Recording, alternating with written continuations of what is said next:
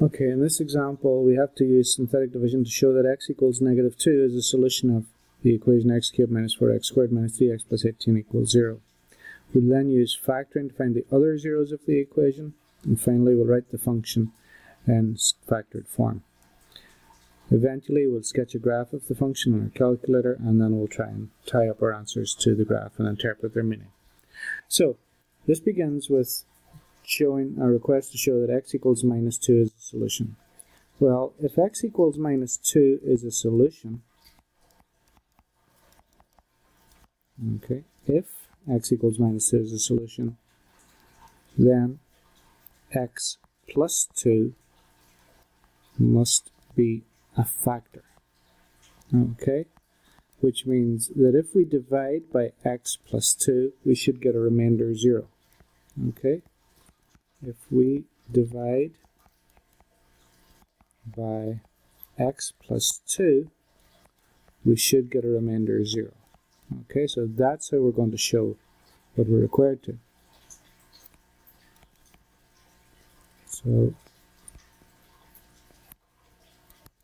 So let's do that. So it was x cubed, then x squared, then an x, and then a constant. Okay, and if we remember, just before we scroll up too far here, we had 1, and then minus 4, and then minus 3, and plus 18.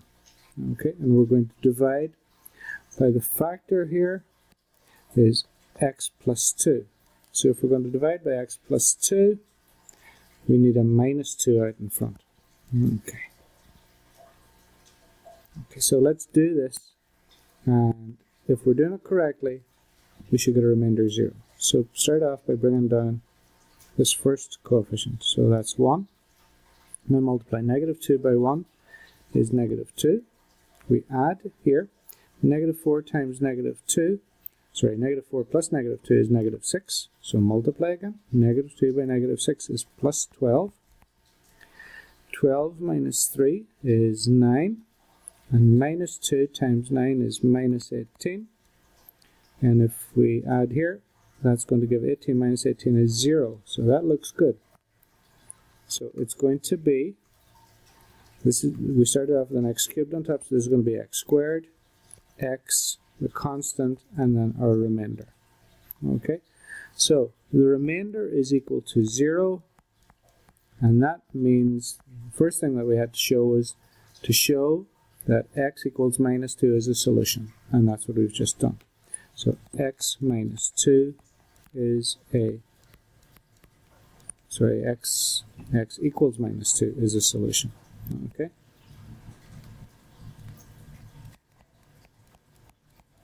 X equals minus 2 is a solution.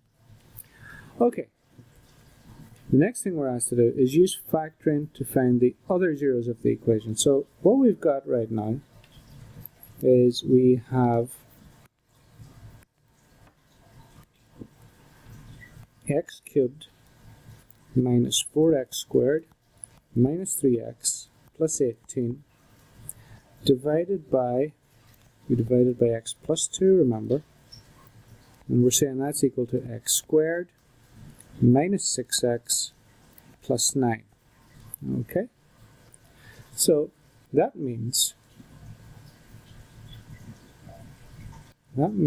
if we had x cubed minus 4x squared minus 3x plus 18 equals 0, well, all of this thing here, x cubed minus 4x squared minus 3x plus 18, is what we get if we multiplied x plus 2 by x squared minus 6x plus 9. So write it like that. X plus 2 by x squared minus 6x plus 9 is equal to 0. Now, what we want to do is we want to factor this expression, the x squared minus 6x plus 9. That's a simple trinomial. So if you remember how to factor simple trinomials, you break them up into 2 parentheses, x at the front of each. The factors of 9 that add up to 6 are 3 and 3. There's going to be a minus in front of the bigger number. Well, they're both the same, so we just put a minus in front of one of them. And the plus and the n tells you that the two signs that we're going to use have got to be the same as each other, so another minus here. Okay, so let's see what else we had to do. Those are the factors. Use factoring to find the other zeros of the equation, and finally write that equation in factored form. So if these are the factors, okay, those are the factors. So to get the solutions,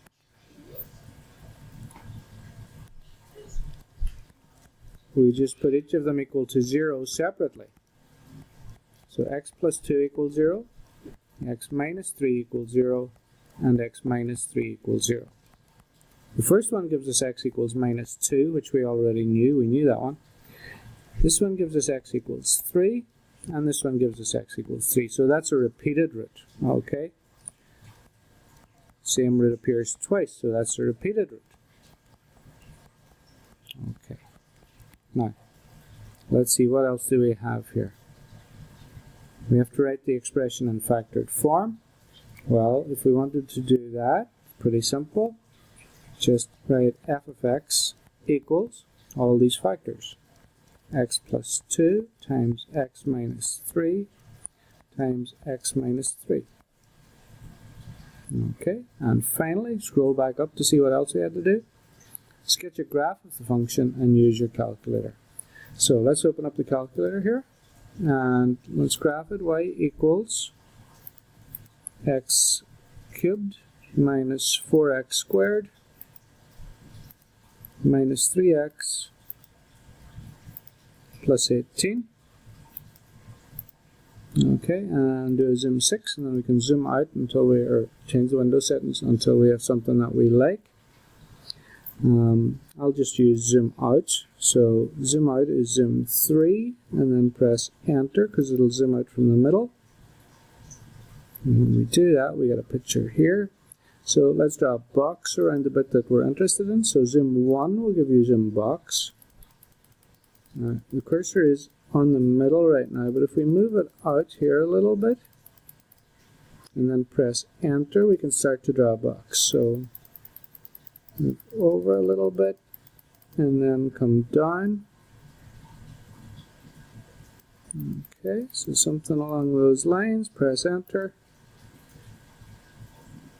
Okay, right, so there's what our graph looks like.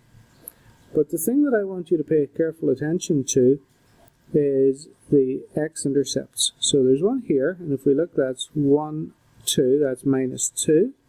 And the graph crosses the x-axis there. And if we go in the other direction, 1, 2, and then it touches the x-axis here. Now notice it just touches the x-axis. It doesn't cross it. And if we zoom in on that region, okay, so let's zoom in on that region, or else draw a box around it, and that's fine as well. Okay, so let's draw a box a little bit like this. And if we draw our box like this, just to see where it's touching the x-axis here. Okay, we can see that it just touches the x-axis at x equals 3, but it doesn't bounce off it. Okay, so let's go back and yeah, we'll just draw a sketch of what we had here.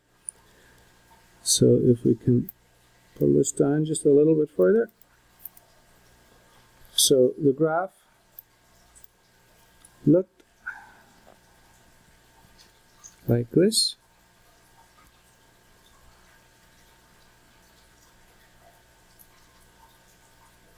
And this was minus 2, and this was 3. So this is our first root, and this is our repeated root. We've seen this before, that at a repeated root, the graph doesn't cross the x-axis, it just bounces off it. Okay, so there's a repeated root there. Those are our two solutions, negative 2 and 3. And hopefully there's a lot in that question, but it ties together an awful lot of what we've done in the second half of this year in terms of analyzing graphs, in terms of factors, in terms of division, in terms of roots and solutions and zeros. Okay, thank you for sticking it through this one.